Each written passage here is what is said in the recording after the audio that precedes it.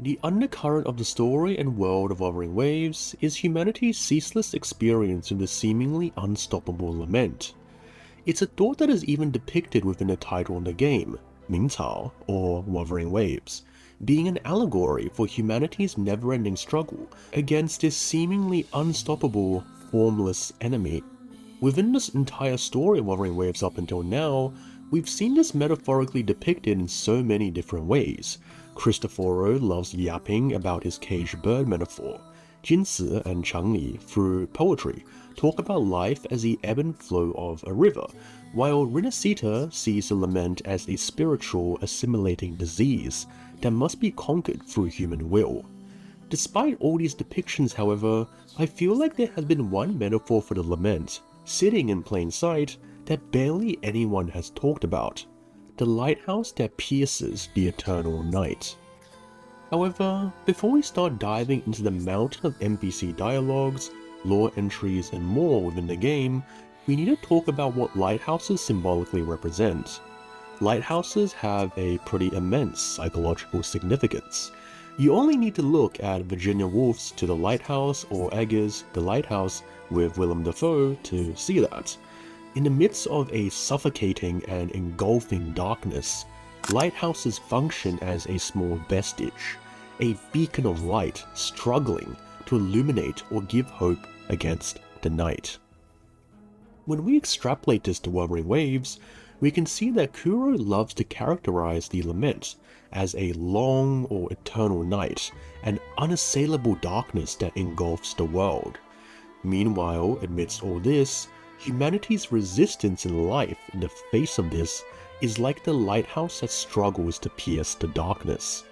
This fascinating metaphor is seen time and time again, yet no one talks about it. So today, we'll have a bit of a look. Let's start with Shorekeeper, a creation that was born entirely to observe and fight against the lament. Shorekeeper has one of the most fascinating character stories in the game, showing her experience chronicling humanity's resistance against this darkness, beginning each story with a line of poetry from humanity's history. Today, I want to focus on Shorekeeper's second story, quotes lines from The August Sleepwalker by Bei Dao. Bei Dao was a writer of misty poetry, called as such because it was intentionally abstract and cryptic to avoid the repression and darkness of China's Cultural Revolution. Shorekeeper's second story, about the human suffering of the lament, quotes the last two lines of the poem. August's sleepwalker has seen the sun at night. Throughout, Bei Dao constantly repeats the concept of August to communicate how time seems to have been suspended, stopped. The disturbing imagery of the poem, sails swollen with milk, towering over floating corpses, communicates a suffocating evil and darkness, whether that be the repression of the Cultural Revolution or the lament in Wuthering Waves. Amidst this darkness, Bei Dao presents a long-extinguished lighthouse, something that Kuro actually quotes on a wall mural in Jinzhou. Like how a lighthouse can symbolize a smidge of hope and illumination amidst a dominating darkness, an extinguished one means the opposite, a lack of hope when the darkness snuffs out the final light. However, just like Shorekeeper's second story, the line she quotes at the end gives us a little respite. Humanity is not hopeless. Despite the darkness, humanity resists against the eternal light, and their spirit is like a lighthouse, like a sun at night. Characterization of the lament as an unstoppable, eternal and engulfing night is one of Kuro's most used metaphors. If you've been a watcher of my channel, you would know that one of Wuthering Waves' favorite references is the poem Do Not Go Gentle Into That Good Night by Dylan Thomas. Kuro bloody loves this poem. It's been linked to about 10 times by now, within achievement names, character stories, Whimpering Waste tokens even. Hell, Carter Fear's song even quotes the poem itself.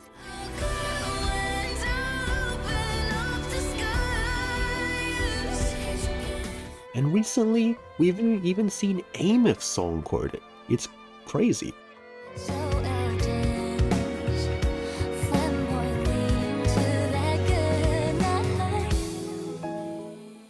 The reason why, though, that Kuro loves this poem so much is that its message is parallel to their message for humanity's struggle against the lament. In spite of the seemingly undefeatable, all-powerful knight, Dylan Thomas yearns for the reader to struggle and resist, regardless, even if the odds are impossible. Wuthering Waves' story, as we've discussed before, is all about defying impossible fates, to fight against eternal nights. Even if the lament cannot be defeated, humanity's puny struggle is dignified and noble. Even as the wuthering waves beat upon the shores of civilization, humanity adapts and survives, standing tall like lighthouses amidst the dark all around them. And this message has been in our faces all this time.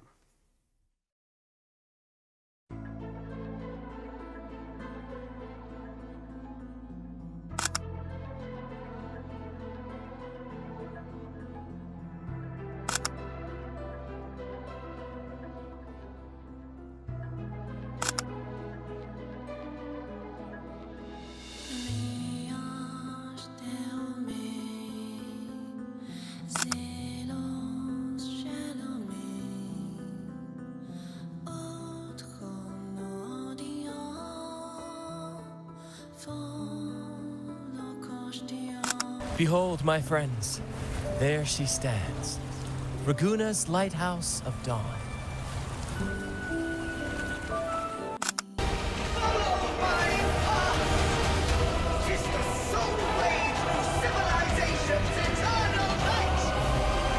The night is long. Daybreak comes at last. Cruel and harsh may reality be. It should not be cloaked in deceit. The truth will come to light. The people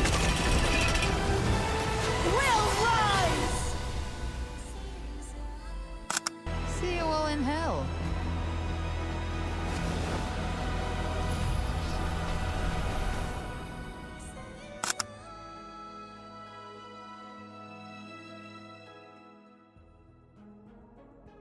So when facing the lament, let us step out of the darkness and ignite the lighthouse. I hope you all enjoyed this little video. If you want to support me, feel free to subscribe, become a channel member, or even pass along a donation through the comments. As always, I hope you all have a great rest of the day, and I'll see you all in the next one.